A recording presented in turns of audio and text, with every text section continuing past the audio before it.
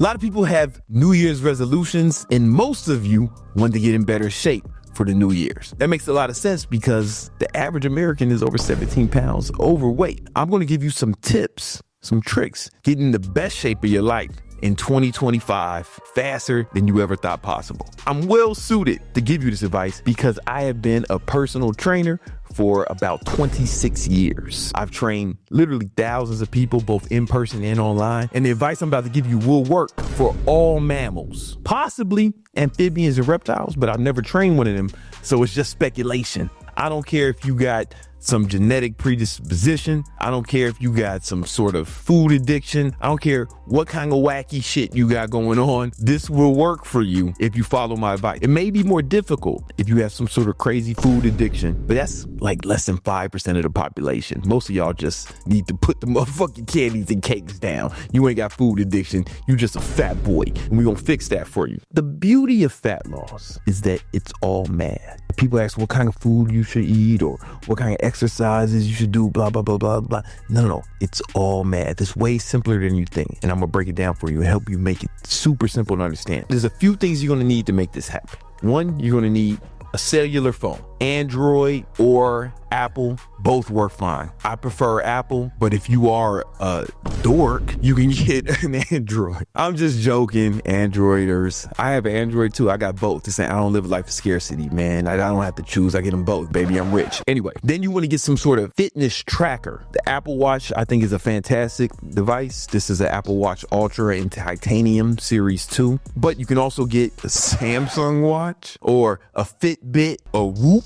or my preferred method is the Oura Ring. Sometimes I don't want to look like a secret agent, so I'll wear it on my nicer watches, right? What you're going to use this for is to track your calories. So these devices will track the calories you burn, not only when you're working out, but even at rest. It's very important. And you're going to need a food scale, some sort of food scale. I have several, and you're going to use that to track your macros. Track how many calories you consume because burning fat is nothing but math. For example, every pound of fat equals 3,500 calories. You got to burn 3,500 calories if you want to lose a pound of fat. That means we need to burn 3,500 calories more than we consume. So this is why we use some sort of fitness tracker to track how many calories we're burning each day. And we track how many calories we consume. So you use your food scale to track how many calories you consume. And then you get an app called MyFitnessPal, and then you can just plug it in. And then it's just math. So let's say you're tracking how many calories you consume each day. Boom. You're consuming 2,500 calories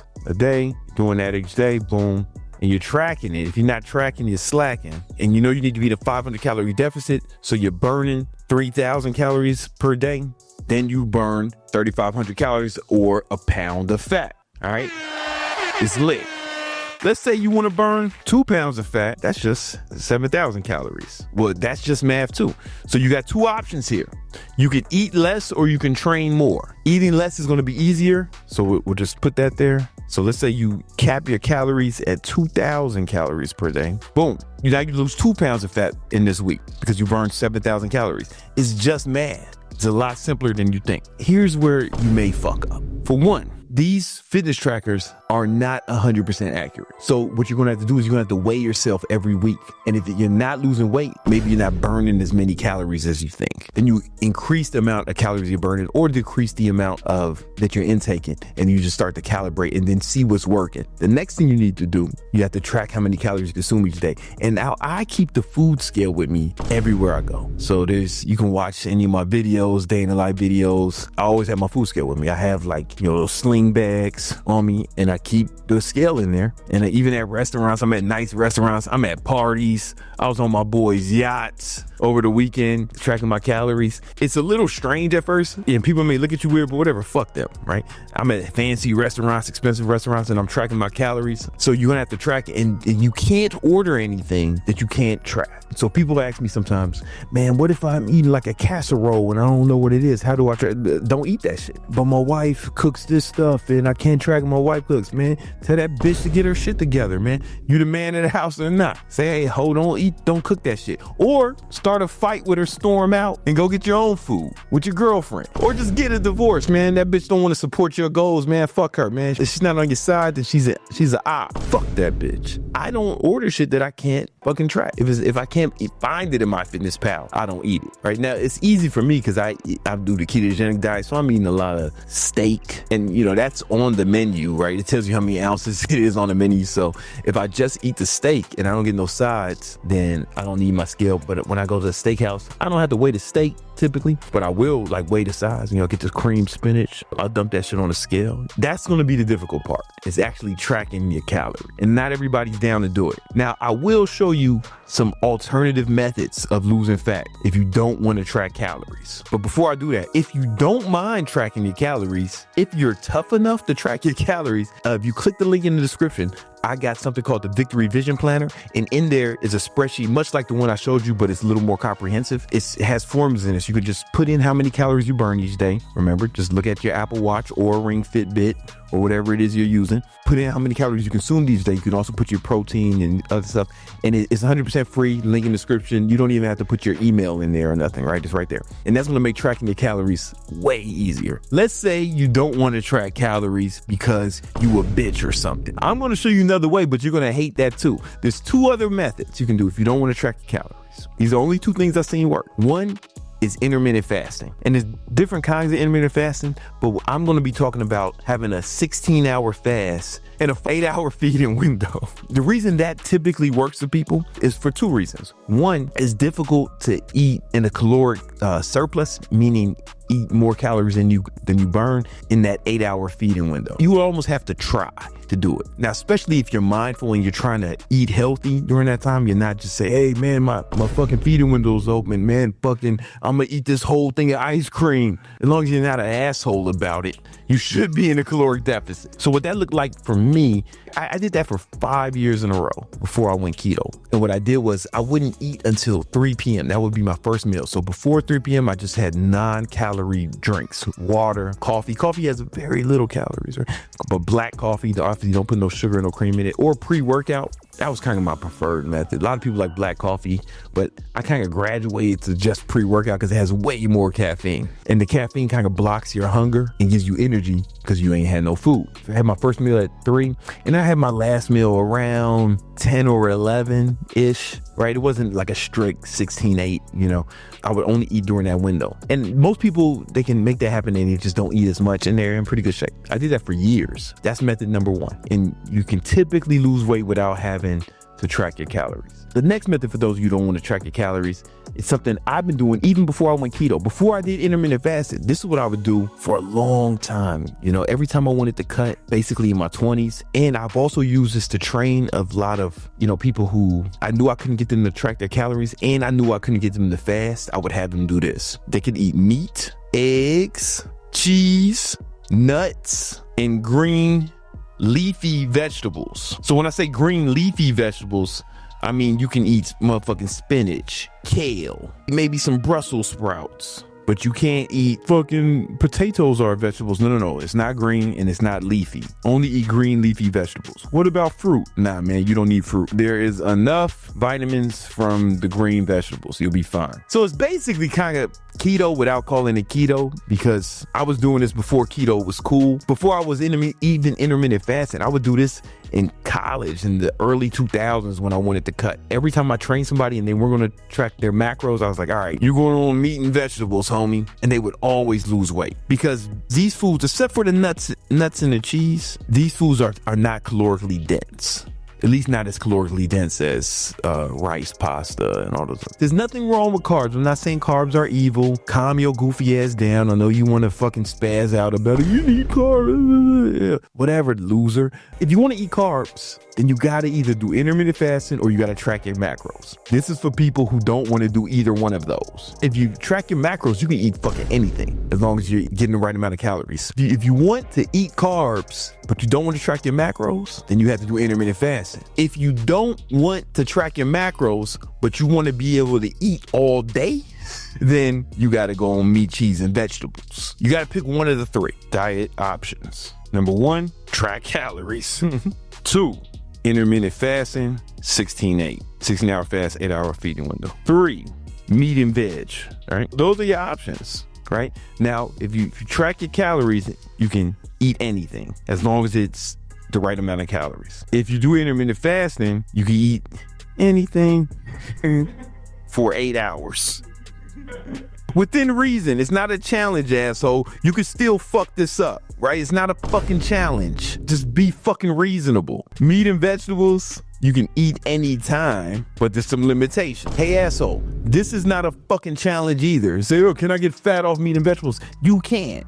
If you say, hey, I'm just gonna eat a fucking pound of bacon multiple times a day, I'm eating pounds of bacon and I'm a fry spinach. Yeah, you can fuck this up too, asshole. Either one of these will work. Nothing works better than tracking your calories because it's mad. You can't fuck it up. These other two, they should work for you. Your ass don't want to track calories, man, so don't expect the same results. That was a simple way. What about those of you who want to take it to the next level? No, I don't mean roids, but close. There are some things that will take it to the next level. And I call this the King Keto illegal stack. It's only illegal if you're like in the NCAA or if you play a sport where you get drug tested. You'll see why. The Keto illegal stack. Illegal, you can get it anywhere, but it's just a name I like. This will take it to the next level, all right? And these are supplements you're gonna take to enhance your fat burning ability. Number 1 is caffeine. We wanna take 200 to 300 milligrams. Caffeine does 2 things to help you burn fat. Remember, you have to burn more calories than you consume to burn fat. Caffeine has been proven to reduce hunger and cravings, but it also gives you more energy, so you can burn more of these motherfucking calories because you have more energy. We want to take at least 200 300 milligrams, you know. Then we want to take this stuff called ephedra. Now, ephedra, I've been taking this since I was 16. Back in my day, in the 1990s, ephedra was in every fat burning supplement you can buy. You can go to GNC or the Vitamin Shop, buy a fat burner. 9 times out of 10, it had ephedra in it. It's illegal to put it in bodybuilding supplements now. It helps you burn fat the same ways, right? It's a potent appetite suppressant, right? You will not be hungry. In fact, your biggest problem is you may not eat enough if you take ephedra. It's helping you eat less and move more, so you burn more calories than you consume, right? But ephedra also does something else. So studies show that ephedra helps you burn fat in a way that caffeine doesn't. So fat loss is a 2-part process. It's lipolysis and oxidation. Lipolysis is when the fat cell is broken down into fatty acids.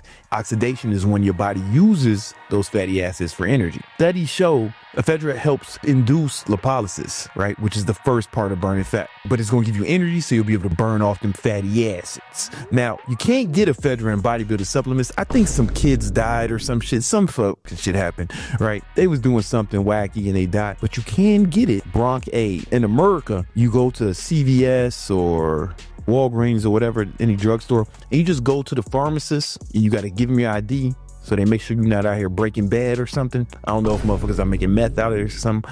You got to show them your ID and then say, yo, I want some of that Bronc Aid. And then she'll just give it to you. You know what I'm saying? Just make sure you're not a motherfucking dope dealer. If you are a dope dealer, get some help. Stop. They probably won't let you buy this. It probably won't work for you. But if you're not a convicted dope dealer, then you can get you some Bronc Aid. Remember, this is a stack. So we're taking all these together. So you're going to get this via Bronc Aid.